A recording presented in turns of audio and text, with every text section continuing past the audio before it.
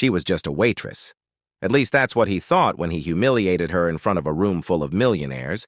He called her ignorant, simple-minded beneath him. He had no idea she held 3 university degrees. He had no idea she spoke 7 languages fluently. And he definitely had no idea that she had investigated his company for fraud just 6 months earlier. What happened next?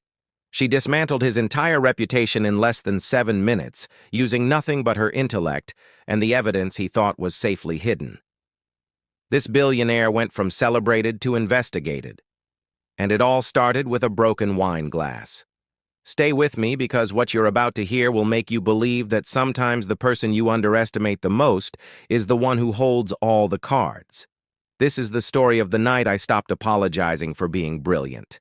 Welcome to Fortune Tales by Simple. Please hit the subscribe button. It means everything to us, and comment your view on the story and where you're watching from. You know, there's something about dimming your light that feels necessary sometimes. When nobody expects anything from you, nobody can be disappointed. When nobody sees your full potential, nobody can use it against you. And for a long time, that's exactly what I needed. To blend in, to disappear, to just exist without being analyzed. My name is Destiny Monroe, and I'm about to tell you a story that shattered the safe little world I'd built for myself. A story about the night I stopped pretending to be less than I was. I worked at a place called the Sapphire Room. If you've never heard of it, that's intentional. This was the kind of restaurant where discretion was part of the service, where a single bottle of wine could cost what most people spend on rent, where the reservation list was invitation only and the waiting list stretched out for 8 months. I was a server there, just another professional in a crisp white blouse and black slacks, moving efficiently between tables, anticipating needs, maintaining the delicate balance between attentive and invisible. That was the art of it. To be present without imposing. To serve without being memorable. I was 29 years old, but I felt decades older. Life has a way of accelerating your aging when you've survived things you weren't supposed to survive.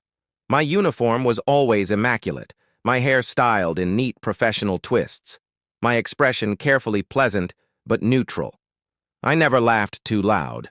I never offered opinions unless directly asked. I never ever revealed who I really was. Because here's what nobody tells you about working in spaces designed for the ultra-wealthy. To them, you're background noise. Useful when necessary, forgotten the moment you leave the room. And honestly, I welcomed it. I needed to be underestimated. I needed to be overlooked. But I wasn't always like this. There was a time when I had ambitions that frightened even me. I graduated from university with 3 degrees: political science, international relations, and linguistics. People used to ask why I would punish myself with that much education, and I'd tell them the simple truth. I wanted to understand how power worked. I wanted to speak to people in their own languages.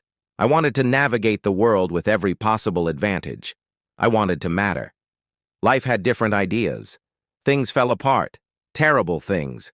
The kind of things that make you question whether all that education means anything when the people with money can still destroy you. And one day, I simply walked away from the career I'd built, from the think tank position, from the consulting work, from everything. I took a job at the Sapphire Room because it was the perfect place to become nobody. Nobody asks a server about their dissertation. Nobody cares what languages you speak when you're just refilling water glasses. For 11 months, I moved through that restaurant like I was part of the architecture. I learned the rhythm of wealth.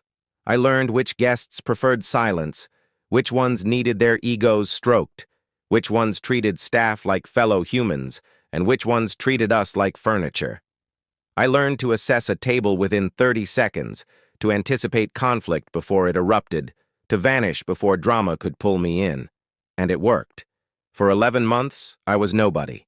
I was safe. I was invisible. Until the afternoon Darius Kingsley walked through those doors. I remember the exact moment I saw him. The entire energy of the restaurant shifted like someone had changed the air pressure. Our general manager had briefed us during the pre-shift meeting about someone exceptionally important coming for a late lunch. Someone who expected perfection. Someone who had the power to make or break careers with a single phone call. He said it with this tension in his voice, this combination of anxiety and ambition that told me whoever this person was, they were dangerous. Darius Kingsley was everything you'd imagine when you picture a tech billionaire.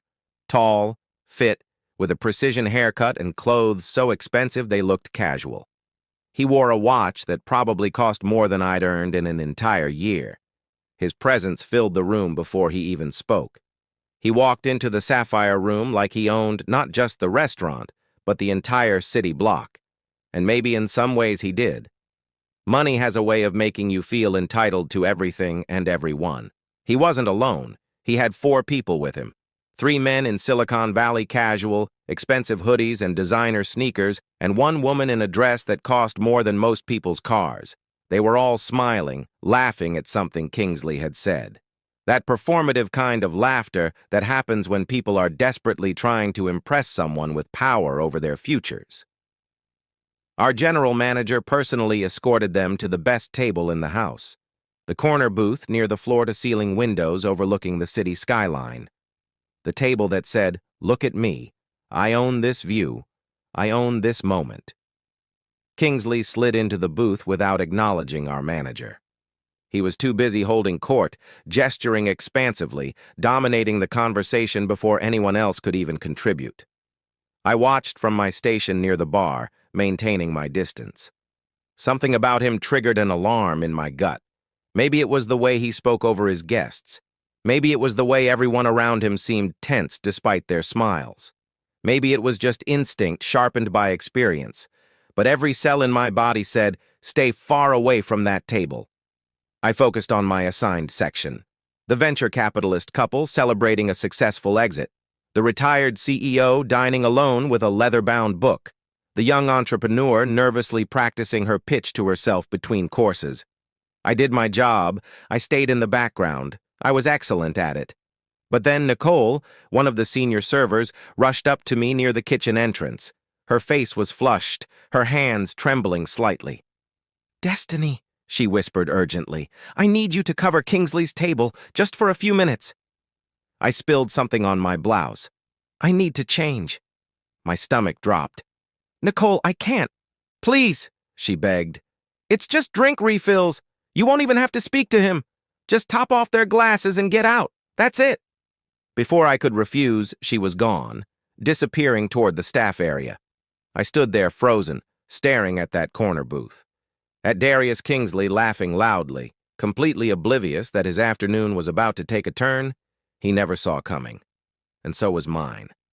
Have you ever felt your pulse pounding in your temples so hard you could hear it? That's what I felt as I picked up the crystal pitcher of sparkling water and began walking toward Darius Kingsley's table. Every step felt deliberate. Every breath felt controlled.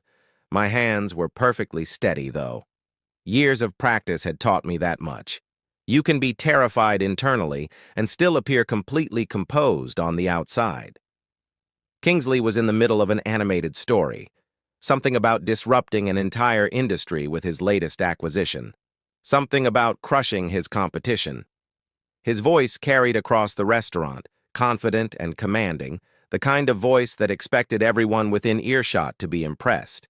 His guests were hanging on every word, nodding enthusiastically, laughing at all the right moments. I approached from the side, moving silently. This was my specialty, being there without being noticed. I reached for the first glass, the one in front of the woman with the expensive dress. My hand was steady.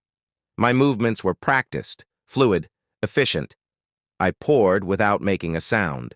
Then I moved to the second glass, Kingsley's glass. And that's when everything went catastrophically wrong. He shifted suddenly, turning to emphasize a point in his story. His arm swept out dramatically and collided directly with the wine glass in front of him. The glass toppled, rolled across the table, and shattered on the edge, sending red wine cascading across the white tablecloth and splashing onto his designer pants. Time seemed to stop. Kingsley froze mid-word. His eyes dropped to his pants. Then slowly, deliberately, he turned his head and looked directly at me. The expression on his face made my blood run cold. It wasn't anger. Not yet. It was something far worse. It was contempt. The entire table went silent. His guests stared. The woman's hand flew to her mouth. The entire restaurant seemed to hold its breath, sensing something terrible was about to unfold. "Are you serious right now?" Kingsley's voice was low, dangerous, controlled fury. "I'm so sorry, sir," I said immediately. "My training kicking in. Let me get something to clean. I didn't ask for excuses." He cut me off, his voice rising. "Do you have any idea what these pants cost?" I kept my eyes down, staying calm. "Stay professional. Apologize. Don't escalate." "I sincerely apologize, sir. I'll get towels immediately and we'll take care of any cleaning costs." "Cleaning costs?" Kingsley laughed, but there was no humor in it. It was sharp, mocking, cruel. "These are custom-tailored Italian wool, $18,000. And you just destroyed them because you can't perform a basic task without screwing it up." My face burned with humiliation. I could feel every eye in the restaurant locked on me. The other guests were watching. The staff was watching. Our general manager was speed-walking over, his face panicked, but I couldn't move. I couldn't speak. I just stood there frozen as Kingsley looked me up and down like I was something he'd scraped off his shoe. "Look at you," he said, his voice dripping with disdain. "You probably barely graduated high school, didn't you? Couldn't hack it in college, so now you're here carrying plates and destroying people's property. Do you have any idea what I was doing at your age? I was building my first company. I was creating value. I was actually contributing to society." Something twisted painfully in my chest, a familiar ache, the ache of being made to feel worthless, the ache of being treated like you're nothing, like your existence is an inconvenience. But Kingsley wasn't finished. He was enjoying this, performing for his audience. "You know what the fundamental problem is with people like you?" he continued, gesturing at me like I was an object in a museum display. "You don't understand hierarchy. There are people in this world who build empires, who change industries, who make billions and shape the future. And then there are people like you, the ones who serve us, the ones who are completely, utterly replaceable. You could disappear tomorrow and we'd never notice. We'd just hire the next warm body." One of his guests shifted uncomfortably. The woman looked down at her lap. But Kingsley didn't care. He was feeding off the attention. He leaned forward, his eyes boring into mine. "I could have you fired with a phone call, one conversation with the owner, and you're done.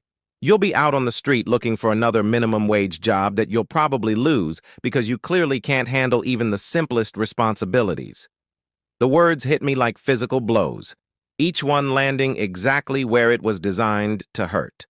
For 11 months, I had stayed quiet. For 11 months, I had swallowed my intelligence, my education, my voice.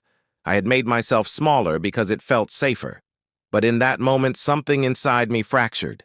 All the anger I'd been suppressing, all the brilliance I'd been hiding, all the times I'd been underestimated, all the times I'd stayed silent when I should have spoken up. It all came surging to the surface at once like a dam breaking.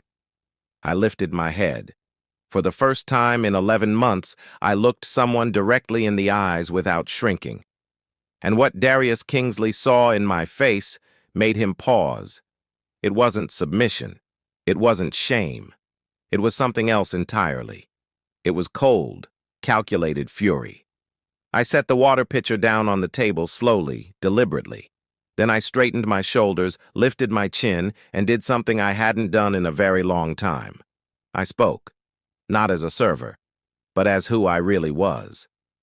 "You asked if I barely graduated high school," I said, my voice clear and steady and sharp as glass. I didn't. I finished university with honors. 3 degrees, actually. Political science, international relations, and linguistics. Kingsley blinked. His mouth opened slightly. "I speak 7 languages fluently," I continued. "English, Spanish, French, Mandarin, Arabic, Portuguese, and Russian. Which, judging by the way you've been mispronouncing basic French phrases all afternoon to impress your guests, is about 6 more than you can manage." The guests at the table stared at me in shock. One of the men leaned forward suddenly, very interested. The woman's eyes went wide, and Darius Kingsley's face began turning red. I wasn't done, not even close, because I was about to tell him something that would detonate his entire world. You know what's fascinating about powerful people? They think their secrets are protected. They think that because they have money, because they have lawyers, because they have public relations teams, nobody will ever dare to expose them. They think they're untouchable. They think the people serving them are too stupid to understand what they're really looking at. Darius Kingsley was about to learn he was catastrophically wrong. I took a step closer to the table. My heart was racing, but my voice stayed calm. Steady. Professional. Mr. Kingsley, I said, looking directly at him, since you've decided to humiliate me in front of everyone here, let me return the favor. Let me tell your potential investors here exactly who they're about to trust with their money. Kingsley's face went pale. What did you just say? I turned to the three men at the table. They were sitting up straighter now, their casual confidence evaporating. These were venture capitalists, new investors, people Kingsley desperately needed to impress, people he needed to trust him with millions of dollars. Gentlemen, I said, my voice shifting into the professional tone I used to use in boardrooms. Before you sign anything with Mr. Kingsley, there are some things you should know.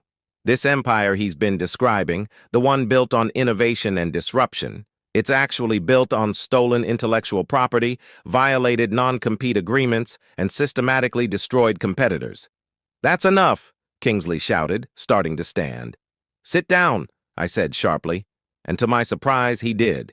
Maybe it was the shock, maybe it was the authority in my voice. But he sat. I turned back to the investors. 9 months ago, I worked for a research firm that investigated corporate fraud. We were hired by a coalition of tech founders to examine Kingsley Enterprises. One of those founders was a man named Jerome Patterson. Kingsley convinced Patterson to bring his revolutionary AI algorithm to Kingsley Enterprises as a partnership. Promised him equity, promised him credit, showed him contracts that looked legitimate. The investors were leaning forward now, listening to every word.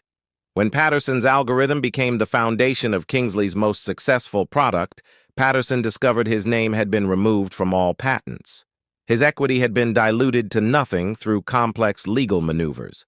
When Patterson threatened legal action, Kingsley's attorneys buried him. They dragged out the case for 3 years until Patterson ran out of money. Patterson lost his home. His marriage collapsed. Last I heard, he was working at a startup for a fraction of what his innovation was worth, while Kingsley made $700 million from the technology Patterson created. Kingsley's face was bright red now. These are lies. She's making this up. Am I? I turned to him, my voice ice cold. Patterson versus Kingsley Enterprises. Case number 4729-TEC. Settled out of court 11 months ago. Non-disclosure agreement signed, which is why nobody knows about it. But I reviewed every page of that case file.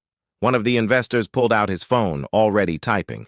But Patterson wasn't the only one. Was he, Mr. Kingsley? I continued.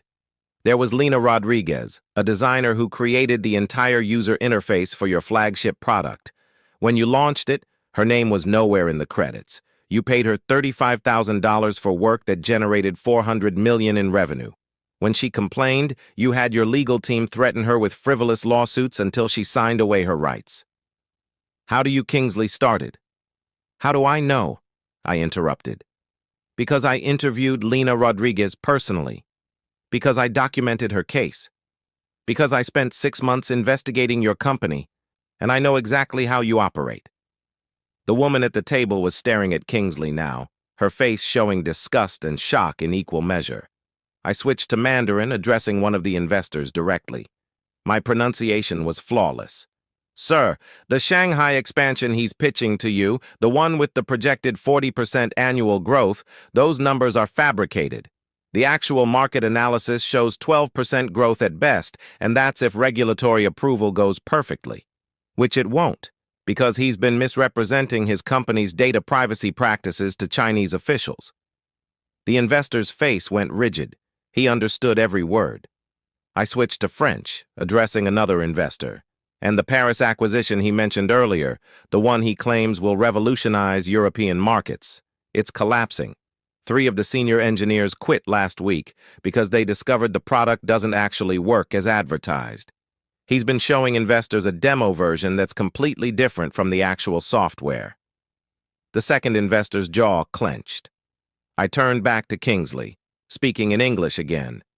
You see, Mr. Kingsley, you made a critical mistake.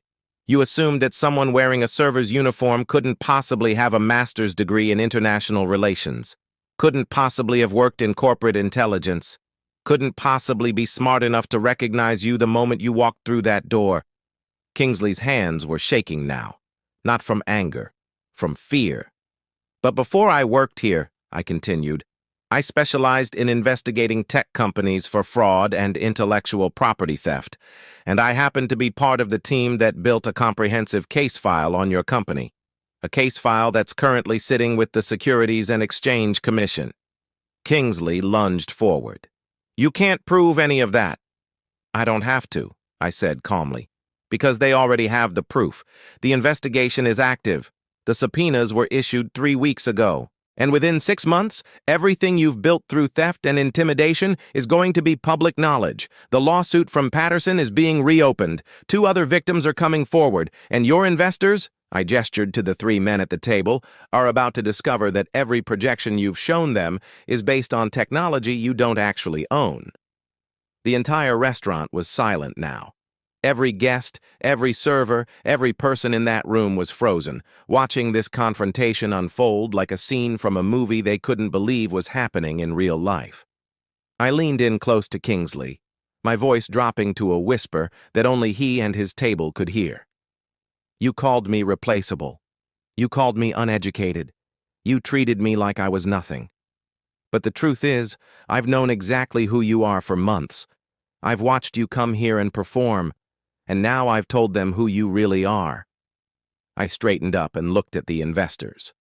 Gentlemen, if you'd like the contact information for the attorneys handling the investigation, I'd be happy to provide it. I'm certain they'd be very interested to hear about these new investments he's soliciting from you. All 3 investors stood up simultaneously, their faces dark with fury. One of them was already on his phone. Another was grabbing his briefcase with sharp, angry movements. We're done here, one of them said to Kingsley, his voice like ice. Expect to hear from our lawyers. And just like that, Darius Kingsley's perfect afternoon, his perfect pitch, his perfect performance, it all fell apart. Right in front of him. Because of a waitress he thought was nobody. The silence that followed was deafening. Darius Kingsley sat at that corner booth frozen, his face drained of all color. The investors were gathering their things quickly, urgently, like they couldn't escape fast enough. The woman with the expensive dress was staring at Kingsley like she was seeing him for the first time, like she was finally seeing him clearly.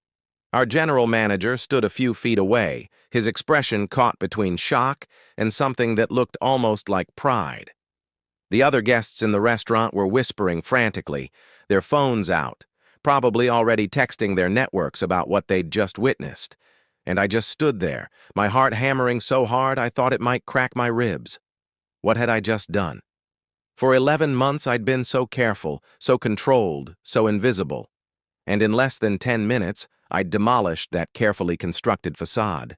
I'd exposed myself. I'd revealed exactly who I was. But more importantly, I'd exposed him. You, Kingsley's voice was shaking. You have no idea what you've just done. You have no idea who you're dealing with. I looked at him, and for the first time I didn't feel afraid. I know exactly what I've done. I've told the truth. That's something you wouldn't recognize if it was sitting in your lap. One of the investors paused before leaving. He was the older man, the one I'd spoken to in Mandarin. He turned to Kingsley, his face hard as granite. My legal team will be contacting you within the hour. Consider our investment offer permanently withdrawn. Expect a comprehensive audit of every claim you've made to us. The second investor didn't even bother speaking. He just shook his head in disgust and walked out. The woman at the table stood up slowly, carefully placing her napkin on her plate like she was performing a ritual of separation. She looked at me, and for a moment I saw something in her eyes. Recognition, maybe. Or respect. Like she understood exactly what it cost to stand up to someone like Kingsley. Thank you, she said quietly to me. Then she turned to Kingsley.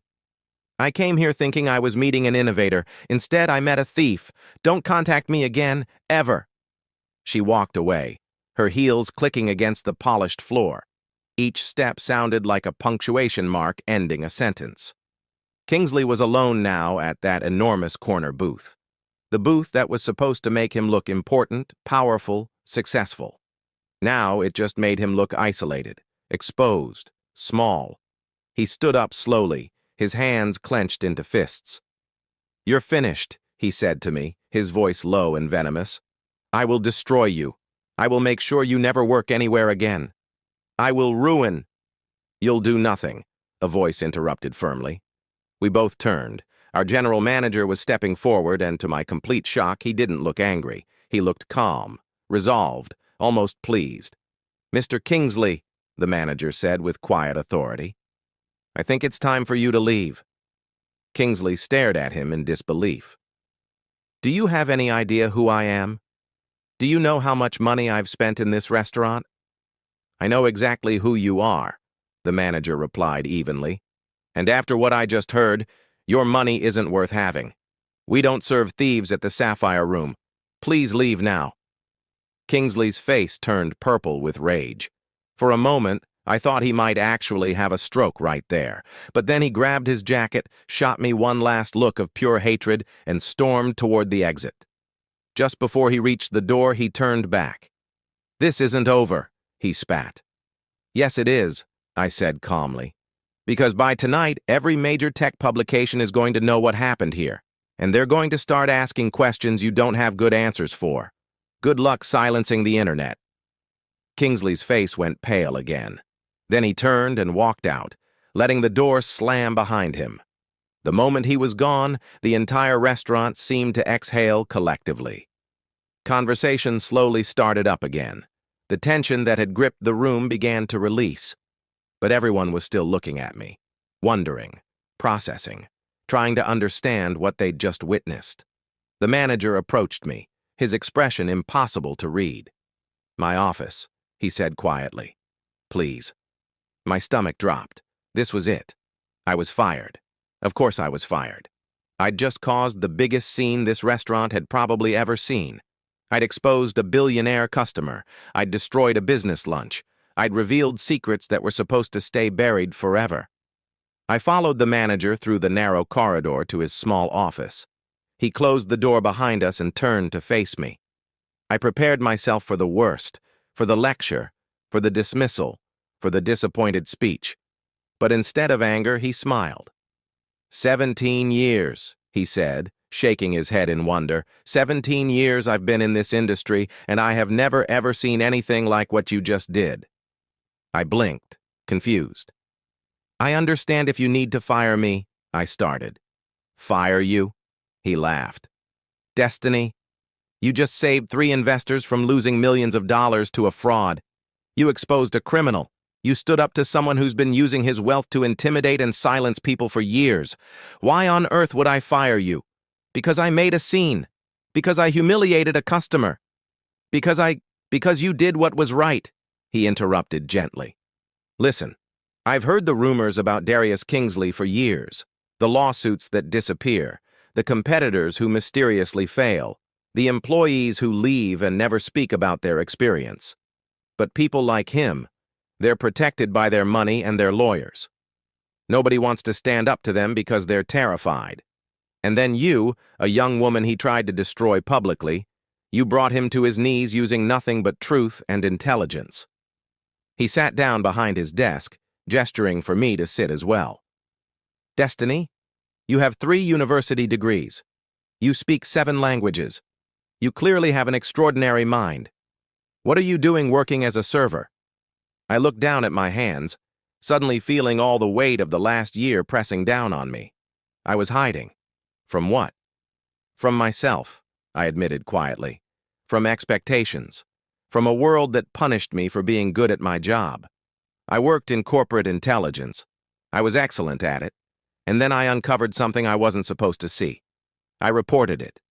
And the people with power made sure I paid for it. So I needed to disappear for a while. I needed to be nobody. The manager nodded slowly, understanding settling over his features. And now?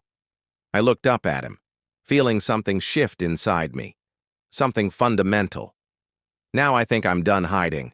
Now I think I'm ready to stop apologizing for being smarter than people expect. Good, he said with a warm smile. Because something tells me the world needs people like you. People who won't stay quiet when they see injustice. I walked out of the manager's office feeling like I was floating, or maybe drowning. I honestly couldn't tell the difference. My hands were still trembling. My heart was still racing. Everything felt surreal, like I was watching my life happen to someone else, like I'd stepped into an alternate reality where I was actually brave. The lunch service was winding down. Guests were finishing their meals, settling their bills, preparing to leave. But I could feel their eyes following me as I walked through the dining room. Whispers trailed behind me like smoke. Some were curious. Some were amazed. Some were probably judging me for causing such a spectacle. I didn't care anymore. Not even a little bit. Nicole, the server who'd asked me to cover Kingsley's table, rushed up to me near the bar. Her face was a mixture of shock and awe and something close to reverence. Destiny, what just happened out there? Everyone's talking about it. They're saying you destroyed Darius Kingsley. They're saying you spoke like 7 languages. They're saying you used to investigate fraud. I just told the truth, I said simply, surprised by how calm I sounded. But how did you know all that stuff? The stolen patents, the lawsuits, the investigations. I used to work in corporate intelligence, I explained. Fraud investigation was my specialty. Kingsley's company came across my desk multiple times. I recognized him the moment he walked in. Nicole stared at me like she'd never seen me before. Like I'd transformed into a completely different person right in front of her eyes. You're a fraud investigator, with 3 degrees, who speaks 7 languages. Why are you working here? Because sometimes you need to step away from the world to figure out if you still belong in it, I said. And sometimes it takes something like today to remind you that you do. I went to the staff area and changed out of my uniform for the last time. As I was packing my things into my bag, my phone started buzzing. Multiple notifications, news alerts, social media messages. Apparently, someone at the restaurant had recorded part of the confrontation. It was already spreading online. #Waitress and #Kingsley were both trending. My phone buzzed again. This time it was an unknown number. I almost didn't answer, but something made me pick up. Hello, is this Destiny Monroe? The voice was professional, female, confident. My name is Patricia Chen. I'm a federal prosecutor with the Securities and Exchange Commission. I understand you have information regarding Darius Kingsley and his business practices. My heart skipped. How did you get my number? One of Kingsley's former investors called us. He was at the restaurant today.